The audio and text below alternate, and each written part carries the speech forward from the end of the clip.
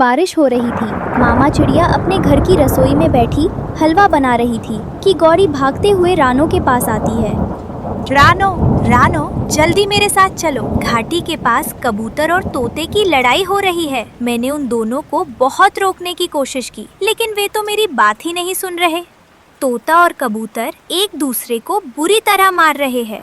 यह तो बहुत गलत बात है। तोते भैया और कबूतर भैया इस तेज बारिश में इस तरह लड़ क्यों रहे हैं आपस में? गौरी बहन, मेरा हलवा कहीं जल न जाए। आप मेरे हलवे के पास बैठें, मैं अभी उन दोनों को देखकर आती हूँ। ऐसा कहकर रानो चिड़िया अपने घर से निकलती है और वो कबूतर और तोते की लड़ाई रोकने घाटी के पास जाती है, लेकिन वहाँ तो कोई भी नहीं था। लगता है कबूतर और तोता अपने घर चले गए हैं। मैं तोते भैया के घर जाकर उनसे पूछती हूँ। ऐसा सोचकर रानो चिड़िया तोते के घर जाती है। तोते भैया, मुझे गौरी ने बताया कि आप और कबूतर घाटी के पास लड़ाई कर रहे थे। आखिर ऐसा भी क्या हो गया जो आप दोनों आपस में झगड़ने लगे? क्या? नहीं नहीं रानो, मैं और कबूतर क्यों झगड़ेंगे? इस बारिश में देखो, मैं तो अपने घर में बैठा हूँ। आप जरूर मुझसे झूठ बोल रहे हैं। मैं जाकर कबूतर से पूछ कर आती हूँ। ऐसा सोचकर रानो चिड़िया कबूतर के घर आती है और उससे भी पूछती है। मैं भला घाटी पर क्या करने जाऊंगा रानो बहन? इस बारिश में लूसी पकोड़े बना रही है। मैं तो बस यहाँ बैठकर लूसी के पकोड़े बनने का इंतजार कर रहा हूँ। फिर इस बारिश में स्वादिष्ट पकोड़े खाऊंगा। अच्छा, लगता है वो गौरी ने मुझसे झूठ बोला। माफ करना कबूतर भैया। अच्छा, अब मैं चलती हूँ। रानो चिड़िया गुस्से में घर आती है। वो सीधा रसोई में आती है, लेकिन वहाँ गौरी नहीं थी और रानो चिड़िया का हलवा भी गायब था। रानो चिड़िया अपने बच्चों के पास आती है और उनसे पूछती है, बच्चों, क्या आपने हलवा खा लिया? और गौरी बहन कहाँ गई? मामा, हम तो कब से यहाँ बैठे आपके हलवे का इंतजार कर रहे हैं और गौरी आंटी तो अपने घर चली गई थी। गुड़िया बेटी, क्या गौरी के पास कोई हांडी भी थी? जी मामा। एक हांडी तो उन्होंने पकड़ी हुई थी और उसमें से बड़ी स्वादिष्ट हलवे की खुशबू भी आ रही थी। अरे गुड़िया बेटी, तुमने गौरी को रोका क्यों नहीं? वह हमारा हलवा लेकर भाग गई है। क्या? गौरी आंटी हमारा हलवा ले गई है? मामा, मैं तो कब से हलवा बनने का इंतजार कर रहा था। मुझे हलवा खाना है। इस गौरी की बच्ची से तो मैं अभी पूछ कर आती हूँ। रानो चिड़िया गौरी के घर आती है। गौरी कौवी और उसका पति कालू मजे मजे से हलवा खा रहे थे। गौरी बहन, मुझे यह तो पता था कि आप पक्षियों का भोजन चुराती हैं, लेकिन मुझे यह नहीं मालूम था कि आप इस हद तक गिर जाएंगी। आप मेरे घर से मेरे हलवे की हांडी ही चुरा लाई। जबान संभाल कर बात करो चिड़िया। मुझ पर इल्जाम लगाने से पहले ये तो बताओ कि तुम्हारे पास क्या सबूत है कि मैंने तुम्हारा हलवा चुराया है? आप मेरे सामने बैठकर मेरा हलवा खा रही हैं और गुड़िया ने भी देखा था कि आप हमारे घर से हलवे की हांडी चुरा कर लाई हैं। बस बस रानो, मेरी पत्नी के सामने इतनी जबान चलाने की जरूरत नहीं है। ऐसा न हो मैं तुम्हें धक्के मारकर घर से निकाल दूं। निकल जाओ हमारे घर से। कालू की ये बात सुनकर मामा चिड़िया थोड़ा डर जाती हैं और वो कौवों के घर से उड़ जाती हैं। अगली सुबह दोनों कौवे रानो चिड़िया के घर के सामने पेड़ की डाल पर बैठे थे। कालू, मैंने कल देखा था रानो चिड़िया का पूरा मटका अनाज से भरा हुआ है। कल तो मैं हलवे की हांडी चुरा लाई, इसलिए मैं उस मटके को उठा नहीं पाई। अब जाओ, किसी तरह इस रानो को बाहर बुलाओ। मैं जल्दी से जाकर वह मटका चुरा लाऊंगी। कालू कौवा रानो चिड़िया के घर के बाहर जाकर खड़ा हो जाता है। रानो, रानो, जल्दी घर से बाहर आओ। आपके घर की छत टूटने वाली है। जल्दी घर से बाहर आओ, आपका घर गिरने वाला है। कालू कौवे की ये आवाज सुनकर रानो चिड़िया बहुत डर जाती है और वो जल्दी से अपने बच्चों को लेकर घर से बाहर निकल आती है और अपनी छत की तरफ देखती है। कालू भैया, आप झूठ क्यों बोल रहे हैं? मेरी छत अच्छी भली मजबूत है। आपने मुझे यूं ही डरा दिया। इतने में गौरी कौवी खिड़की के रास्ते रानो के घर में घुसकर हांडी / मटका चुराकर वापस आ जाती है। रानो चिड़िया अपने बच्चों को लेकर वापस घर के अंदर आ जाती है। वह जैसे ही मटके से दाना निकालने के लिए कपड़ा हटाती है तो मटका खाली होता है। एक बार फिर से इन कौवों ने मुझे बेवकूफ बना दिया। गुड़िया और कोको बेटा, वह तो हमारा सारा भोजन भी चुरा कर ले गए हैं। अब हम क्या खाएंगे? इस बारिश में दाना ढूंढना बहुत मुश्किल है। मामा, आप बिल्कुल चिंता मत करें, मैं अभी आती हूँ। अपनी मामा से ऐसा कहकर गुड़िया घर से निकलती है। घर में बिल्कुल दाना नहीं है। मेरी मामा ने बारिश के लिए इतनी मुश्किल से दाना जमा किया था, लेकिन गौरी और कालू अंकल ने सब चुरा लिया। अब मुझे ही कुछ करना पड़ेगा। ऐसा सोचकर गुड़िया कुछ आगे उड़ती है, लेकिन बारिश बहुत तेज होने के कारण वो एक पेड़ के पास आकर बैठ जाती है। उफ, ये बारिश कितनी तेज हो गई है, मुझसे तो उड़ा भी नहीं जा रहा। लगता है मुझे वापस घर जाना होगा, लेकिन मेरे खाली पंख देखकर मामा बहुत परेशान हो जाएंगी। अभी गुड़िया खुद से ऐसे ही बातें कर रही थी कि पास ही एक चमकते सफेद फूल से गुड़िया को आवाज आती है। नन्ही गुड़िया, तुम परेशान क्यों होती हो? तुम्हें जो चाहिए मैं तुम्हें दूंगा, बस तुम मुझे अपने घर ले जाओ। क्या आप एक जादुई फूल है? मैं जो आपसे मांगूंगी क्या आप मुझे देंगे? हाँ गुड़िया, तुम बस मुझे अपने घर ले जाओ, फिर तुम जो मुझसे मांगोगी मैं तुम्हें वह दूंगा। गुड़िया बहुत ध्यान से उस फूल को पेड़ के नीचे से उठाती है और उस फूल को अपने घर ले आती है। गुड़िया बेटी, इतना सुंदर फूल कहाँ से मिला आपको? मामा, ये सुंदर फूल कोई साधारण फूल नहीं है, बल्कि ये एक जादुई फूल है। इसने मुझसे बात की। हाँ रानो चिड़िया, मैं साधारण फूल नहीं हूँ। तुम जो मुझसे मांगोगी मैं तुम्हें दूंगा। फूल जी, कौओं ने हमारा भोजन चुरा लिया। घर में खाने को एक दाना भी नहीं है और मेरे बच्चों और मुझे भूख लगी है। फूल से एक रोशनी निकलती है और वहाँ बहुत सारा भोजन आ जाता है। ये देखकर चिड़ियों का वो परिवार बहुत हैरान होता है और खुश भी। मामा, अब हमें कभी भी भोजन की कोई चिंता नहीं होगी। अगली सुबह कबूतर रानो चिड़िया के घर आता है। रानो बहन, इतनी तेज बारिश हो रही है और मेरे घर में बिल्कुल भी भोजन नहीं है। क्या आप मुझे कुछ दाना दे सकती हैं? कबूतर भैया, अब आपका जब भी दिल चाहे आप आकर मुझसे दाना ले सकते हैं। अब मेरे घर से भोजन कभी खत्म नहीं होगा। फिर रानो चिड़िया उस जादुई फूल से भोजन मांगती है।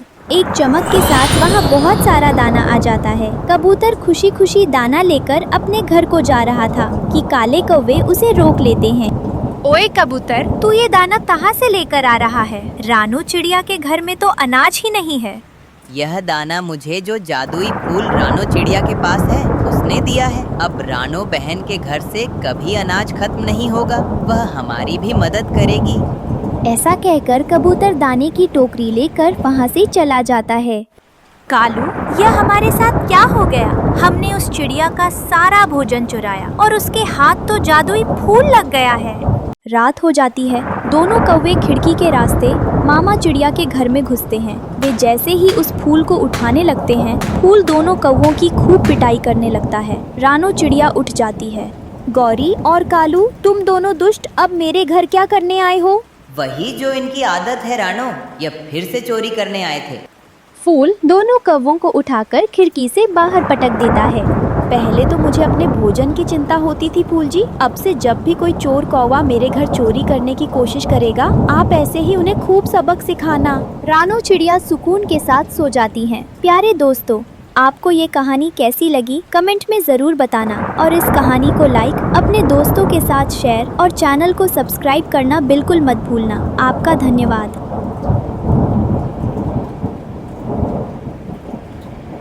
जंगल में तेज बरसात हो रही थी। लालची कौवे जोड़े के घर में खाने को एक दाना भी नहीं था, इसलिए उन्होंने पक्षियों को लूटने की योजना बनाई।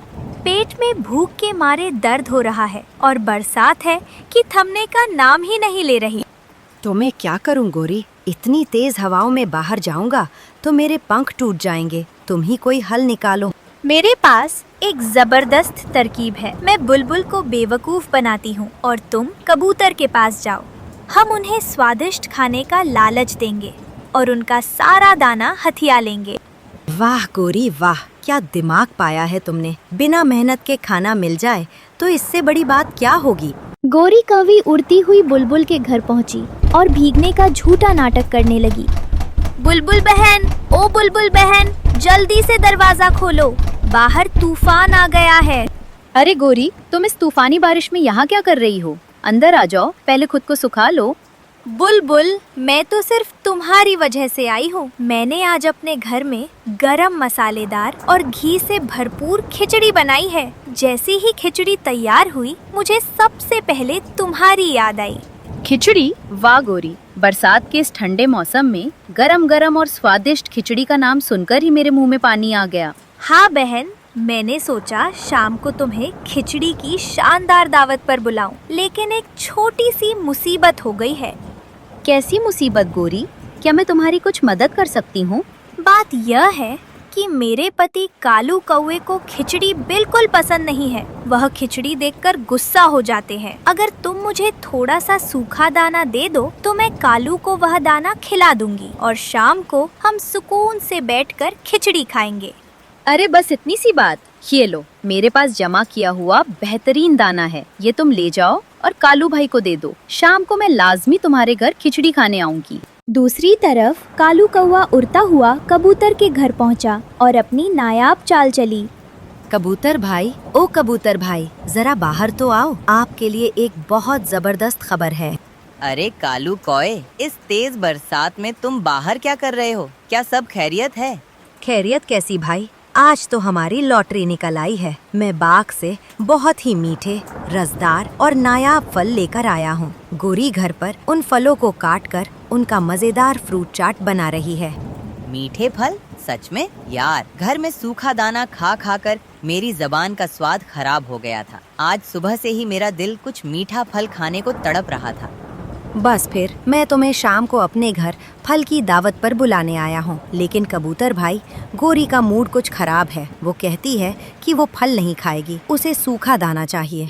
अरे कालू भाई, ये कौन सा मुश्किल काम है? मेरे पास बरसात के लिए जमा किया हुआ सूखा दाना मौजूद है। तुम ये सारा दाना ले जाओ और गोरी भाभी को दे दो। वाह कबूतर भाई, तुम कितने अच्छे हो। अब तुम शाम होते ही हमारे घर आ जाना, हम मिलकर मीठे फल खाएंगे। दोनों कौवे दाना हासिल करने के बाद नदी के किनारे एक घने पेड़ पर मिले। देखा कालू जी, उस बेवकूफ बुलबुल ने गरम खिचड़ी के नाम पर अपने पूरे हफ्ते का दाना मुझे दे दिया। और मैंने उस सीधे सादे कबूतर को मीठे फलों का ऐसा झांसा दिया कि उसने अपना सारा खजाना मेरे हवाले कर दिया। अब शाम को जब वे दोनों हमारे घर आएंगे तो हम अंदर बैठकर उनका मजाक उड़ाएंगे और दरवाजा नहीं खोलेंगे। शाम को बुलबुल और कबूतर एक ही रास्ते से कौवे के घर की तरफ जा रहे थे कि उनकी आपस में बहस हो गई। कबूतर भाई, तुम इतनी जल्दी में कहाँ भागे जा रहे हो? जरा संभल कर उड़ो। बुलबुल बहन, जरा आगे होकर उड़ो, मुझे देर हो रही है। मुझे कालू कौए ने मीठे फलों की दावत पर बुलाया है। मीठे फल? अरे छोड़ो भी, मुझे तो गोरी ने गरम गरम खिचड़ी की दावत पर बुलाया है। पहले मैं जाऊंगी। क्यों, तुम पहले क्यों जाओगी? फल तो खिचड़ी से ज्यादा जल्दी खराब होते हैं, इसलिए पहले मैं फल खाऊंगा। तुम कितने लालची हो कबूतर। गोरी मेरी पक्की सहेली है, मैं पहले ही जाऊंगी। दोनों आपस में बहस कर रहे थे कि रानो चिड़िया उनके पास आकर रुक गई। अरे अरे, तुम दोनों किस बात पर रास्ते में लड़ रहे हो? क्या हो गया है? देखो ना रानो चिड़िया, गोरी ने मुझे घर पर खिचड़ी की दावत दी है और ये कबूतर कह रहा है कि पहले ये जाएगा। और मुझे कालू कौए ने नायाब मीठे फल खाने की दावत दी है। क्या खिचड़ी और मीठे फल, और वह भी काऊ के घर? तुम दोनों का दिमाग तो खराब नहीं हो गया? तुम क्यों हंस रही हो रानो चिड़िया? गोरी ने खुद मुझसे वादा किया था। इस बरसात के मौसम में जब किसी भी पक्षी के पास खाने को कुछ नहीं है तो उन आलसी कौओं के पास खिचड़ी और फल कहाँ से आ गए? वे तुम्हें बेवकूफ बनाकर तुम्हारा दाना हड़प चुके हैं। नहीं नहीं, कालू मेरा दोस्त है, वह ऐसा धोखा नहीं कर सकता। तुम तो बस जल रही हो। ठीक है, अगर तुम्हें मेरी बात पर यकीन नहीं है तो जाकर खुद देख लो, लेकिन याद रखना, खाली हाथ और बेइज्जत होकर वापस आओगे। बुलबुल और कबूतर गुस्से में कौवे के घर पहुँचे और जोर जोर से दरवाजा पीटने लगे। गोरी, ओ गोरी, दरवाजा खोलो, मैं खिचड़ी खाने आई हूँ। कालू भाई, दरवाजा खोलो, मैं मीठे फल खाने आया हूँ। कौन है बाहर जो हमारा सुकून बर्बाद कर रहा है? गोरी बहन, मैं बुलबुल हूँ। तुमने मुझे शाम को खिचड़ी की दावत पर बुलाया था ना? जल्दी दरवाजा खोलो, बाहर ठंड है। खिचड़ी? कौन सी खिचड़ी? बेवकूफ बुलबुल, क्या तेरे सिर पर चोट लगी है? अगर मेरे घर खिचड़ी बनी होती तो मैं तुझसे सूखा दाना मांगने क्यों आती? चल भाग यहाँ से। लेकिन गोरी, तुमने तो सुबह मुझसे वादा किया था और मेरा सारा दाना ले लिया था। दाना तो मैंने ले लिया, अब क्या उसे वापस मांगने आई हो? अगर अब दोबारा मेरे दरवाजे पर आई तो तेरे सारे पंख नोच लूंगी। कालू भाई कहाँ हैं? उन्होंने मुझे मीठे फल खाने के लिए बुलाया था। ओ कबूतर, अपनी शक्ल देखी है कभी शीशे में? इस बरसात में हमारे पास नायाब फल कहाँ से आएंगे? तुम तो वाकई बहुत बड़े बेवकूफ निकले जो मेरी बातों में आ गए। कालू, तुमने मेरे साथ इतना बड़ा धोखा किया। मैंने तुम पर भरोसा करके अपने बरसात का सारा दाना तुम्हें दे दिया था। भरोसा? जंगल में कोई किसी का दोस्त नहीं होता। अब चुपचाप यहाँ से दफा हो जाओ, वरना मैं तुम दोनों की वो पिटाई करूँगा कि याद रखोगे। कालू कौवे ने कबूतर को जोरदार धक्का दिया और गोरी ने बुलबुल को धकेला और मुंह पर दरवाजा बंद कर दिया। बुलबुल और कबूतर रोते हुए जंगल के बीच में पहुँचे, जहाँ तमाम पक्षी जमा थे। सब सुनो, उन मक्कार कौवों ने हमारे साथ धोखा किया है, हमारा सारा दाना छीन लिया और हमें मारकर भगा दिया।